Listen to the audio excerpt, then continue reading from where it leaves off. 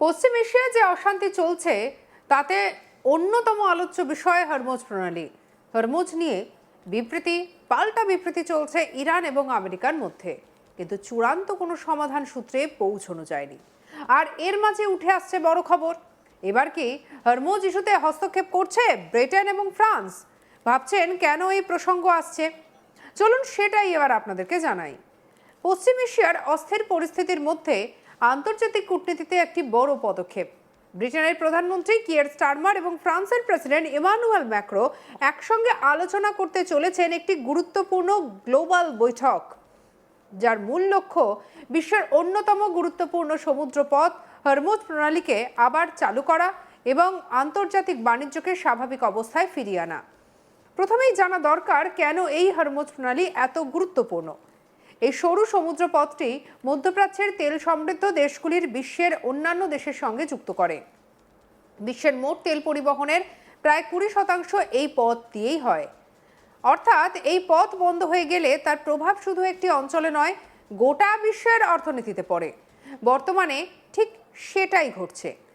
চলতি বছরের 28শে ফেব্রুয়ারি আমেরিকা এবং ইসরায়েলের হামলার পর ইরান এই প্রণালী কার্যত বন্ধ করে দেয়।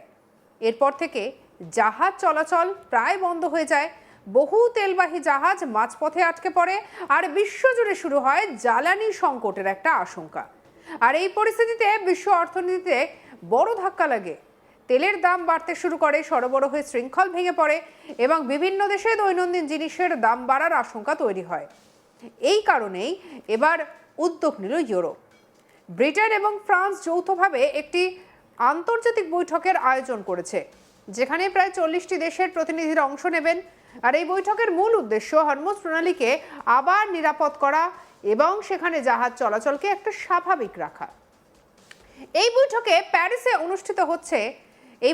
অনুষ্ঠিত হচ্ছে প্যারিসে এবং অনেক দেশ সরাসরি বা ভার্চুয়ালি এতে যোগদানও করছে। তবে একটি গুরুত্বপূর্ণ বিষয় এখানে উল্লেখ্য যে এই বৈঠক আমেরিকা, ইরান, ইসরায়েল এদের সবাইকে আমন্ত্রণ জানানো হয়নি, কারণ 3টি দেশকে বর্তমানে সংঘাতের সরাসরি পক্ষ হিসেবে দেখা যাচ্ছে। অর্থাৎ এই উদ্যোগটি মূলত যে সমস্ত দেশ সংঘাতে জড়িত নয় এমন দেশগুলিকে নিয়ে তৈরি করা হয়েছে। এই বৈঠকে কি কি বিষয় নিয়ে আলোচনা হবে? প্রথমত, কিভাবে প্রণালীটিকে নিরাপদ রাখা যায়। দ্বিতীয়ত, কিভাবে জাহাজ চলাচল আবার শুরু করা যায়। তৃতীয়ত, ভবিষ্যতে এমন পরিস্থিতি এড়াতে কি ধরনের আন্তর্জাতিক ব্যবস্থা নেওয়া যেতে পারে। জানা যাচ্ছে একটি বিশেষ আন্তর্জাতিক মিশন তৈরি করার পরিকল্পনা নেওয়া হয়েছে, যার নাম দেওয়া হয়েছে maritime freedom of navigation initiative. এই মিশনের কাজ হবে সমুদ্রে মাইন বা বিস্ফোরক সরানো, জাহাজ চলাচলের নিরাপত্তা নিশ্চিত করা, গোয়েন্দা তথ্য ভাগ করে নেওয়া এবং প্রয়োজনে প্রযুক্তি ব্যবহার করে নজরদারি চালানো। তবে একটি বিষয় স্পষ্ট করে দেওয়া হয়েছে, এই মিশন সম্পূর্ণ প্রতিরক্ষামূলক হবে, কোনো আক্রমণাত্মক ভূমিকা নেবে না।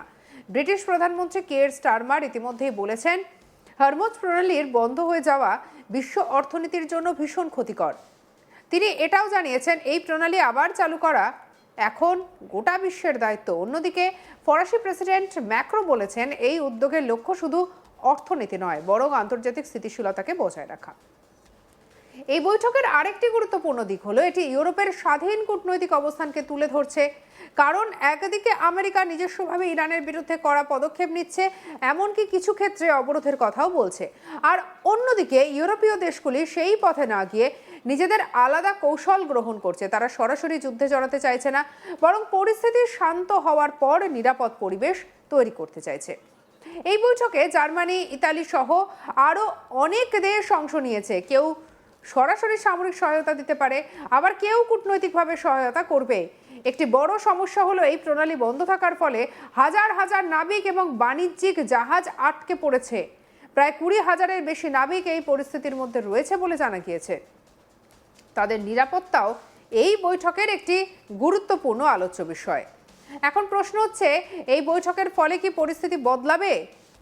বিশেষজ্ঞরা বলছেন এটি একটি গুরুত্বপূর্ণ পদক্ষেপ হলেও বাস্তবে প্রণালী খুলতে গেলে আরো অনেক জটিলতা রয়েছে। কারণ ইরানের ভূমিকা এখানে অত্যন্ত গুরুত্বপূর্ণ। যতক্ষণ না ইরান এই প্রণালী খুলতে সম্মত হচ্ছে, ততক্ষণ পর্যন্ত পুরোপুরি স্বাভাবিক পরিস্থিতি ফিরিয়ে আনা কঠিন। তবে আন্তর্জাতিক চাপ বাড়লে পরে পরিস্থিতিকে বদলে যেতে পারে। এমনটাই মনে করছেন বিশ্লেষকরা। আরেকটি গুরুত্বপূর্ণ বিষয় হলো যে এই প্রণালী শুধুমাত্র তেল, গ্যাস এবং সারও কিন্তু পরিবহন করা হয়, অর্থাৎ শুধুমাত্র তেল, গ্যাস নয়, সার পরিবহনের ক্ষেত্রেও ভীষণভাবে গুরুত্বপূর্ণ। ফলে কৃষি এবং শিল্প সব ক্ষেত্রেই এর প্রভাব পড়ছে। বিশেষ করে এশিয়ার দেশগুলি যেমন ভারত, চীন এই পথের ওপর অনেকটা নির্ভরশীল। আর এই কারণে ভারতের প্রধানমন্ত্রী নরেন্দ্র মোদীও সম্প্রতি এই বিষয়টি নিয়ে উদ্বেগ প্রকাশ করেছেন এবং আন্তর্জাতিক বাজারের উপর জোর দিয়েছেন। সব মিলিয়ে বলা যায়, হরমুজ প্রণালী এখন শুধু একটি সমুদ্রপথ নয়, এটি আন্তর্জাতিক রাজনীতির, অর্থনীতির এবং নিরাপত্তার কেন্দ্রবিন্দুতে পরিণত হয়েছে। ব্রিটেন এবং ফ্রান্সের এই উদ্যোগ কতটা সফল হয় সেটাই এখন দেখার। তবে একটা বিষয় স্পষ্ট যে এই সমস্যা আর কোনো একটি দেশের মধ্যে সীমাবদ্ধ নয়, এটি এখন গোটা বিশ্বের সমস্যা। আর সেই কারণেই সমাধানও হতে পারে আন্তর্জাতিক স্তরে সম্মিলিতভাবে।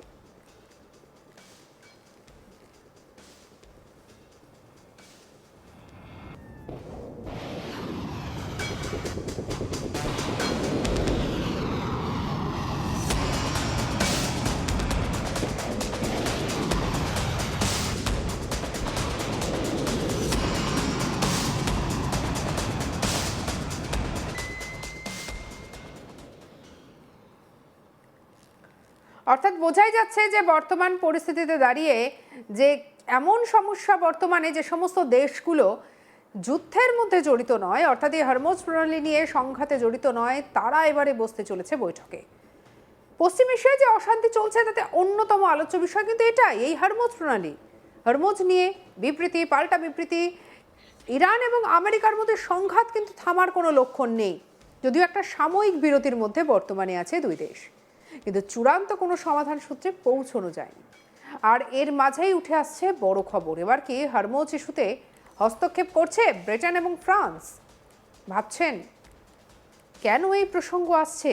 ওই যে বললাম, পশ্চিম এশিয়ার অস্থির পরিস্থিতির মধ্যে আন্তর্জাতিক কূটনীতিতে বড় পদক্ষেপ। ব্রিটেনের প্রধানমন্ত্রী কিয়ের স্টারমার এবং ফ্রান্সের প্রেসিডেন্ট এমানুয়েল ম্যাক্রো একসঙ্গে আয়োজন করতে চলেছেন একটি গুরুত্বপূর্ণ গ্লোবাল বৈঠক। মূল লক্ষ্য হচ্ছে বিশ্বের অন্যতম গুরুত্বপূর্ণ সমুদ্রপথ হরমুজ প্রণালীকে আবার চালু করা, আন্তর্জাতিক বাণিজ্যকে স্বাভাবিক অবস্থায় ফিরিয়ে আনা। তবে প্রথমেই জানা দরকার কেন এই হরমুজ প্রণালী এতটা গুরুত্বপূর্ণ। এই সরু সমুদ্রপথটি মধ্যপ্রাচ্যের তেল সমৃদ্ধ দেশগুলিকে অন্যান্য দেশের সঙ্গে যুক্ত করে। বিশ্বের মোট তেল পরিবহনের প্রায় 20% এই পথ দিয়েই হয়। অর্থাৎ এই পথ বন্ধ হয়ে গেলে তার প্রভাব শুধু একটি অঞ্চলে নয়, গোটা বিশ্বের অর্থনীতিতে পড়ে।